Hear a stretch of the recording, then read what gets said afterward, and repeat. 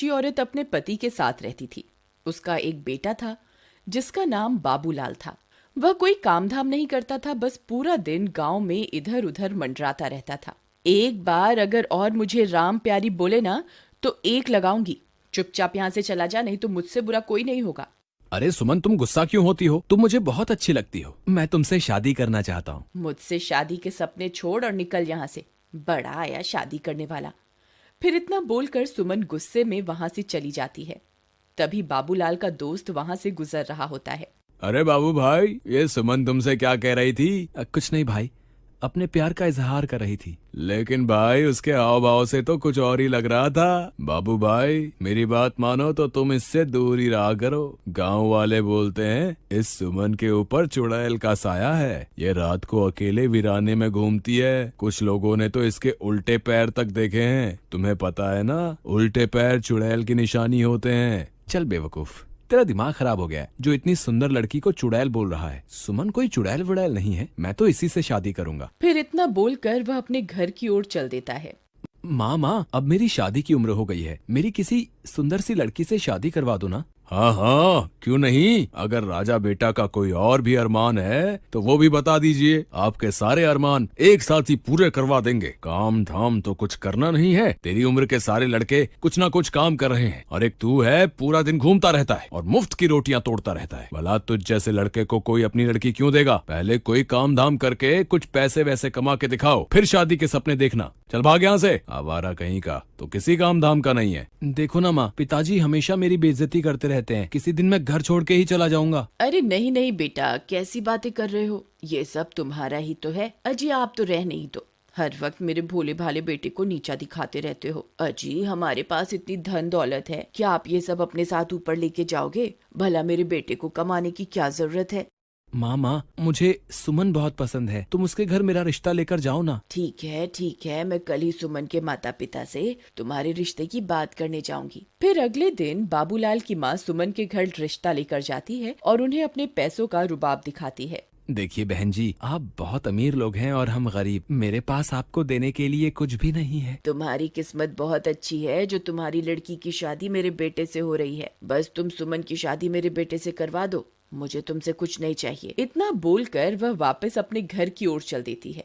अगले दिन सुमन और बाबूलाल की शादी हो जाती है। बाबूलाल सुमन से शादी करके फूला नहीं समाता। रात होने पर बाबूलाल और सुमन अपने कमरे में सो रहे होते हैं। तभी सुमन उठती है और सीधा घर से बाहर निकल जाती है और जंगल की ओर चल पड़ती है। बाबूलाल की दोस्त को सुमन पर पहले से ही शक होता है, इसलिए वह उस पर पहले से ही निगरानी रखे हुए होता है। अरे ये भाभी इतनी रात गए कहाँ जा रही है? मुझे इनका पीछा करना होगा। फिर चीमा सुमन का पीछा करने लगता है। तभी चलते चलते सुमन के पैर उल्टे हो जाते हैं। अरे मर गए रे, इसके तो पैर ही उल्टे हो गए। मेरा शक सही निकला, ये तो चुड़ैल निकली। तभी देखते ही देखते सुमन चुड़ैल में बदल जाती है और गुफा के अंदर घुस जाती है। चीमा की आंखें फटी की फटी रह जाती हैं। फिर वह भी उसके पीछे पीछे गुफा के अंदर घुस जाता है।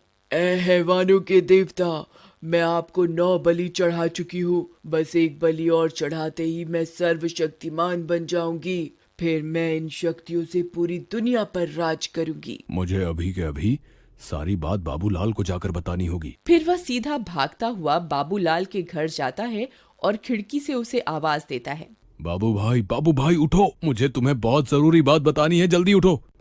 अरे क्या हुआ भाई, इतनी रात तुम यहाँ क्या कर रहे हो? भाई मैंने तुम्हें पहले ही कहा था कि तुम्हारी बीवी चुड़ैल है, लेकिन तुमने मेरी बात का विश्वास नहीं किया था। भाई मुझे लगता है कि तुम्हारा दिमाग खराब हो गया है, जो ये बहकी बहकी बातें कर रही हो। अच्छा तो ये बताओ कि क्या सुमन घर पे है? इतने में सुमन वहाँ आ जाती है। क्या हुआ चीमा भैया, इतनी रात गए कैसे आना हुआ? चीमा सुमन को घर पर देखकर हक्का बक्का रह जाता है। अब कुछ नहीं भाभी जी, मैं तो बस यहाँ से गुजर रहा था तो सोचा बाबू से मिलता चलूं। अच्छा अब मैं चलता हूँ। इतना बोलकर चीमा वहाँ से दुम दबा के भाग जाता है। अजी क्या हुआ, ये आपका दोस्त आपसे क्या कह रहा था? कुछ नहीं, बस ऐसी ही बेकार की बातें कर रहा था। चलो अब तुम सो जाओ, रात बहुत हो गई है। फिर सुबह होने पर वह सेठानी गुस्से से लाल हो जाती है क्योंकि सुमन अभी तक सो रही होती है। ए बहुरानी, अभी तक सो रही है क्या? घर का काम कौन करेगा? चल जल्दी उठ, मैंने काम वाली की छुट्टी कर दी है। आज से घर का सारा काम तुझे ही करना है। फिर सेठानी के जोर जोर से चिल्लाने की वजह से सुमन की नींद खुल जाती है और वह गुस्से से लाल हो जाती है। रुक बुढ़िया, तुझे मैं अभी बताती हूँ। फिर सुमन गुस्से में बाहर आती है। ए बुढ़िया, क्यों शोर मचा रही है सुबह सुबह? मेरी सारी नींद ही खराब कर दी। अरे दैया, इसकी हिम्मत तो देखो, मुझे बुढ़िया बुला रही है। ए, तेरी इतनी हिम्मत, मुझे बुढ़िया बोलेगी? चुपचाप घर का ये सारा काम निपटा दे। तेरे माँ बाप ने वैसे भी दहेज में फूटी कौड़ी भी नहीं दी है। मैं कोई काम वाम नहीं करने वाली, जो करना है कर लो। तेरी इतनी हिम्मत मुझे मना करेगी? रुक, तुझे अभी बताती हूँ। अरे मर गई रे, ये क्या हो गया? तेरी इतनी हिम्मत, मुझे अभी के अभी छोड़ दे। बाबू बाबू, ओ बाबू, देख तेरी बीवी मेरे साथ क्या सलूक कर रही है। जल्दी आ, मुझे इससे बचा, नहीं तो ये मेरे सारे बाल नोच डालेगी। फिर अपनी माँ की चीख पुकार सुनकर बाबू दौड़ा दौड़ा अपने कमरे से निकलकर वहां पहुंच जाता है। वह यह सब देखकर हैरान रह जाता है। ए सुमन, तेरी इतनी हिम्मत, तू मेरी माँ के साथ ऐसा सलूक करेगी? अभी के अभी मेरी माँ को छोड़ दे, वरना अच्छा नहीं होगा। फिर सुमन उसे छोड़ देती है और सीधा अपने कमरे में चली जाती है। माँ, आप ठीक तो हो ना? आपको कुछ हुआ तो नहीं ना? मैं ठीक हूँ बेटा, मैंने तो बस इसे घर का थोड़ा काम करने को कहा था और इसने मेरी तो धुनाई ही कर दी। फिर बाबू परेशान होकर घर से बाहर निकल जाता है। वहाँ उसे उसका दोस्त चीमा मिलता है। क्या हुआ बाबू भाई, इतने परेशान क्यों हो? क्या तुम्हें पता चल गया कि तुम्हारी बीवी चुड़ैल है? मजाक मत कर यार चीमा, मैं वैसे ही बहुत परेशान हूँ। आज सुबह सुबह तो सुमन ने हद ही कर दी। उसने माँ के बाल पकड़कर उनसे बहुत बदतमीजी की। भाई, मैंने तो पहले ही कहा था कि सुमन कोई साधारण लड़की नहीं है, उसके ऊपर चुड़ैल का साया है।